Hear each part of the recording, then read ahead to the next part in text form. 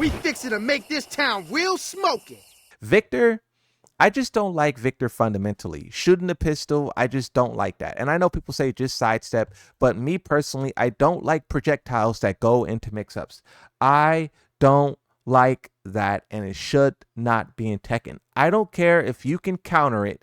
There should not be projectiles that go into mix-up in Tekken. It just should not exist. And I don't care if there's a way to stop it. It just fundamentally should not exist. And I don't think I will ever like Victor for that reason. Reina, I think Reina is cool, but I think Reina forward 4-2 spam is a little ridiculous. And then also her low spam into like hell sweeps or mix up pressure is like ridiculous as well. But once again, it's nothing in comparison to the other characters, right? If you strip that away from her, then literally what will she do? What will she be able to do? And this is why you see Reina mains use that, because it's really like all they have. And once again, I think that is kind of bad, right? The fact that every Reina is like using forward 4-2 and that's all they have, it shows that there's something wrong with the character, right? And this is why when you look at her win rate through all ranks, not just low ranks, but through all ranks, she's kind of low because they just have to do forward 4-2 over and over and over, or that low hell sweep mix up, and it's effective, but that's all they could do. You know, when you play a character who has so many moves,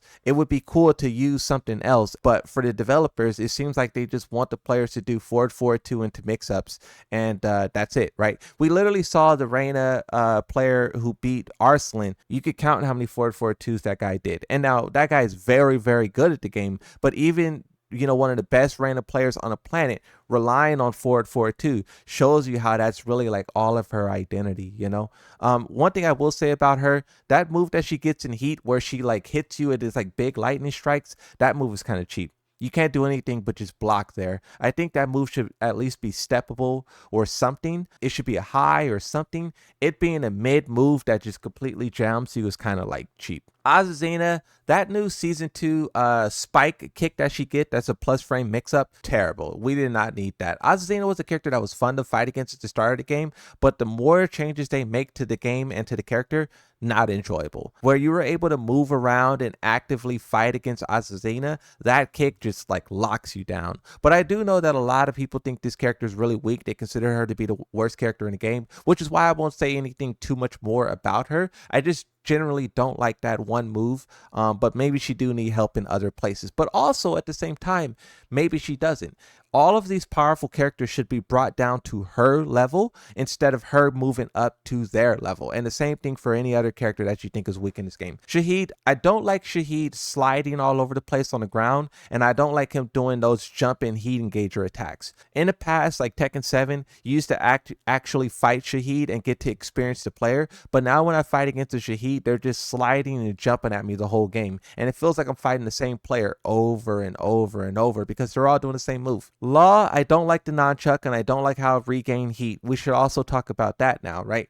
Characters who have this ability to regain heat with an attack or a stance, super cheap. Either give that ability to every character in the game or don't give it to anyone. Yoshimitsu has helicopter stance, he has pogo stance, he has back turn stance, he has all of these stances and he doesn't gain heat. So why does all of these other characters gain heat when they are in their stances? I would love to understand why the developers choose to give certain characters the ability to regain heat and others not. And I'm not saying give it to Yoshimitsu, but I'm just saying like it just seems unfair when other characters can regain the most busted mechanic in the game, which is heat, and then other characters can't. It's kind of like the problem of season 1 where certain characters would blow their heat really fast and then other characters can just sit in heat all day. Leroy Smith, really obnoxious. This character is getting really, really powerful. I think that track and low he got from Hermit stance is like kind of bad for this game. I think this is a character who is getting buffed to be like everyone else when once again everyone should be brought down to his level. Lydia is a character who is like the king of guessing his stance mix-ups. This is why Arslan's going to play her. This is why a lot of the Pakistanis are playing her. She could just pressure you endlessly. She still gets a bunch of chip damage. If you guess incorrectly, the damage will kill you. Also talk about how she has these stances that she transitions through and she has a built-in parry. I don't like that. I know there's a couple other characters who also have that parry. So if you try to jab and take your turn, You get parried and then you die even harder. I think that is a very bad game design, because the people who are aware of these stances and the pressure and the situation that they're in, and they try to take their turn back, they get punished for doing so. And there's been many times where like I'm fighting against a Lydia and I get a read on what they're doing, and I'm like, okay, I want to interrupt here because I know she's going to try to do up. Parry, I die. And I just feel like I'm not being rewarded for my skill that I'm trying to display. Heihachi, high combo damage. It's a bit excessive. I don't like his heat smash going into guard breaks. I know people feel his 1-1-2 should wall splat. I personally don't. But the real thing that I'll talk about for him is his Ultra Instinct. It's a definitive fact that his Ultra Instinct mechanic is the most dangerous mechanic in the game. When you look at his final round performance, Heihachi's number one. And not only is he number one, he doubles the person who is second place, which is Raven. Raven had about a 2.3 final round performance. Heihachi has like a 5 point something, right? And that's because all the Heihachi spam Ultra Instinct in that final round, and then they just win. So the fact that we can see statistically that Heihachi mains are abusing that mechanic and winning, that just shows it's busted. You can attack it in different ways, right? Damage, frames, this, but the easiest way is just allow the opponent to have chip life. Even a jab in Ultra Instinct doesn't let you get chip. It's too much. And the stats show it. Asuka, I don't like the aha bokeh. There's another move that she does that all the pros are abusing. That move's super cheap. I also think her combo damage is like one of the highest combo damage in the whole game. Her having 2 unscaled enders at her combo is kind of crazy. She gets that one combo where she hits you and the last hit is unscaled, but then she gets that kick that is also unscaled. How did Tekken get to a point to where you have 2 unscaled enders? In previous Tekkens, it was 1 hit that was like unscaled, and that was kind of rare. But now we have like Asuka and King. King also has that new string, I think it's like 2-2-3 or something, where the last 3 is unscaled, and then he also gets that run with that slide kick that's unscaled. How do we get in this direction of having multiple unscaled hits at the end of combos? It's terrible game design, and it should be removed. But other than that, bro, if they can attack those 2 infinite strings, and they can attack her combo damage like they did Yoshi, and then also get rid of the unscaled enders, I don't know what else I would say, you know. Lee, I don't like his low heat smash. Zhao Yu, Hypnosis, OP, Heat OP, AOP evades more stuff than ever. Jin Kazama, I think that one, what is it? Is it 214? Is it 214? They made some move from Jin not launch punishable. It's a low kick. That low kick is not launch punishable anymore, and I don't know why they did that. That low kick should go back to being launch punishable.